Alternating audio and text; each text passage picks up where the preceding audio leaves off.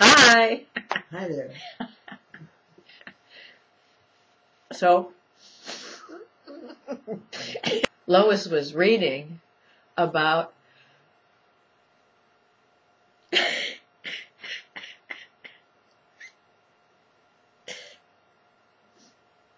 the dog Enzo watching a documentary about Tibetan Buddhist practices and the idea that a dog comes back as a man after the dog dies. That triggered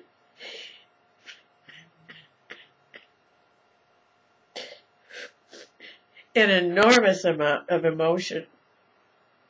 And I said, oh wow, that's terrific. Here's a pathway to my own personal reality.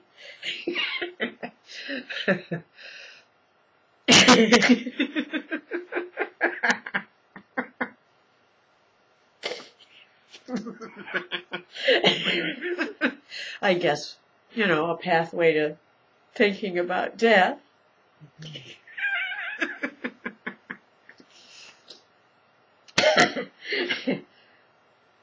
Well, anyway, I'll go back to the trigger thought.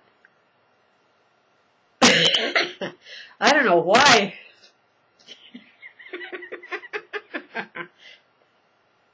Dogs seem to be an integral part of this. I don't know. But my mind knows, my brain knows. The art of racing in the rain, where a dog, this is the repetition, I'm starting all over again. The book, The Art of Racing in the Rain, where a dog is the main character, and you read about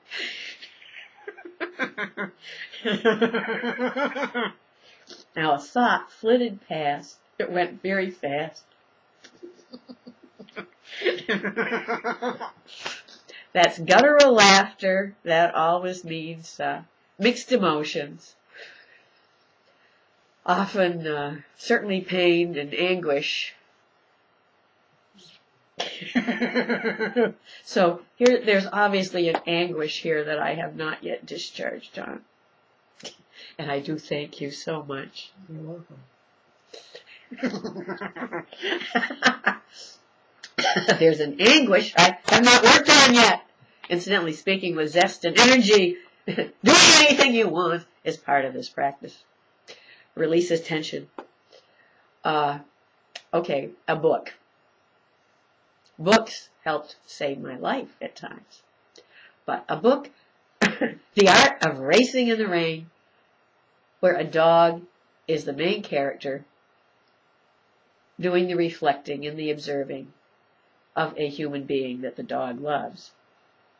But what really triggers emotion for me was where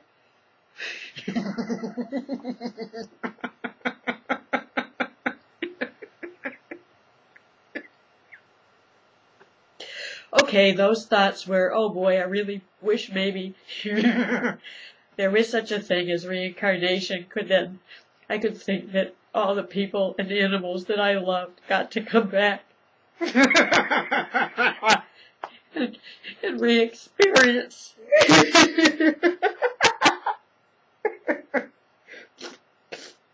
this incredible world that we get to inhabit.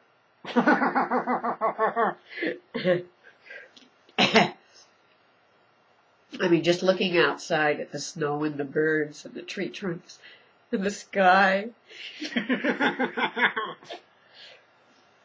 I mean, it's amazing, it's astounding, it's incredible.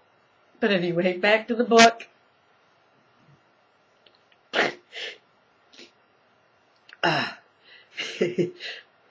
The Art of Racing in the Rain, where the story is written from the viewpoint of a dog who loves this human being.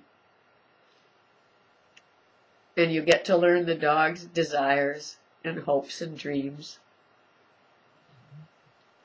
And what triggered emotion initially, not all of this stuff, was when I read myself personally, and then when Lois read, where the dog is thinking about this elderly dog who knows he doesn't have much more time to live, is thinking about a documentary he saw.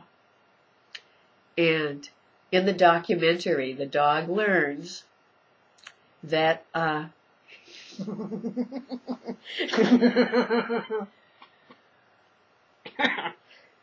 if this is, I hope, am I evoking anything for you? Yeah. Oh, good, because you can use it, you know, for your own benefit. Because we get to use one another's emotions to travel deeper into reality.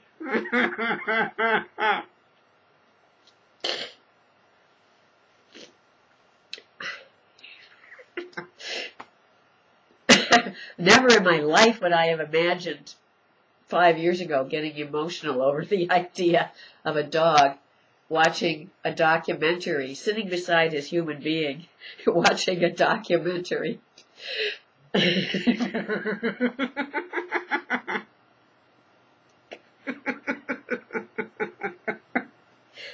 I'm thinking about Lily the cat and how, you know, she observes us and has her own desires and dreams. Anyway, Enzo the dog sits beside his human being and watches this documentary. And he learns that when a dog dies, he becomes a man.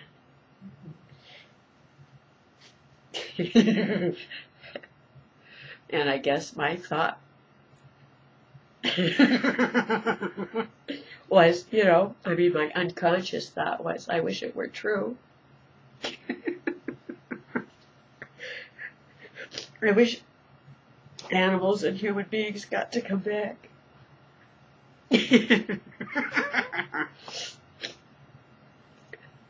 Now, of course, I'm missing all kinds of things up here, like, you know, discharging of grief of my parents, discharging grief over the animals I have loved and have not been able to love fully.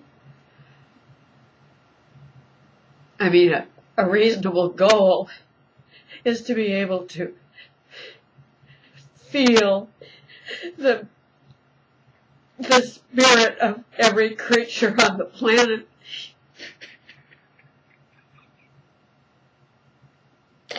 Or at least everyone I see, and every human being.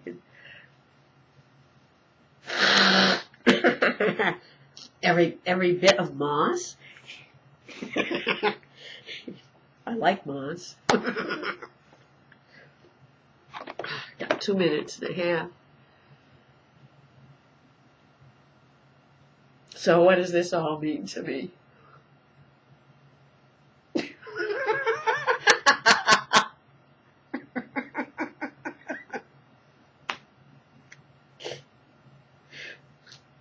Well, I had one thought, but I'm going to see if any others are there.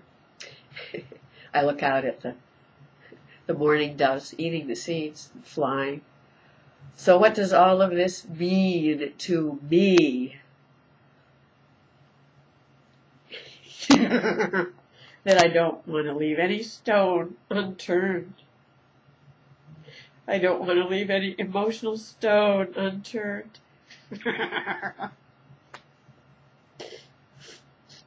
While I'm here, I really want to feel it all. I don't want to hide from anything. But, you know, it's not all about me. It's all about figuring out how to be helpful and useful.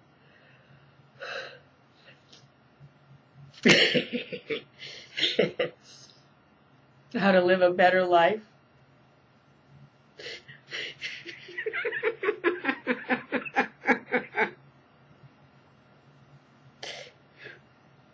A more loving and compassionate and giving life, in spite of my conditioned responses to reality.